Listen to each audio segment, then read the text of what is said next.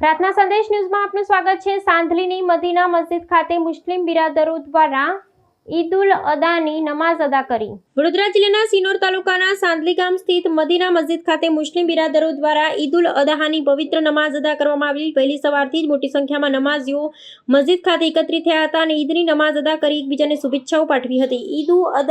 ईद उल अदहानी नमाज बाद सांधली मदीना मस्जिदનો પેશ ઇમામ મૌલાના અયુબ કાદરી સમગ્ર ભારત દેશમાં અમન શાંતિ અને ભાઈચારો જળવાઈ રહે તે માટે ખાસ દુઆ કરી હતી। સાથે દેશની ખુશહાલી પ્રગતિ અને સૌ સમાજ વચ્ચે એકતા બની રહે તે માટે પણ દુઆઓ કરવામાં આવી હતી। આ પ્રસંગે મુસ્લિમ સમાજમાં આનંદ અને ઉત્સાહનો માહોલ જોવા મળ્યો હતો। નાના બાળકોથી લઈ વડીલો સુધી સૌએ ઈદ ઉલ અદહાનો તહેવાર હર્ષોલ્લાસ સાથે ઉજવ્યો હતો। રિપોર્ટર कामरान नको।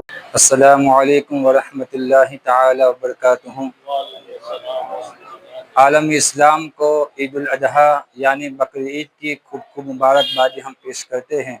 आज सादली की सरजमीन पर तमाम मुसलमानों ने मिलजुल कर एक भाईचारे की तरह ईद की नमाज को अदा किया है और आलम इस्लाम के लिए पूरे हिंदुस्तान के अंदर अमन व अमान सलामत रहे और भाईचारा कायम रहे, इसके हमने अल्लाह की बारगाह में दुआ की है।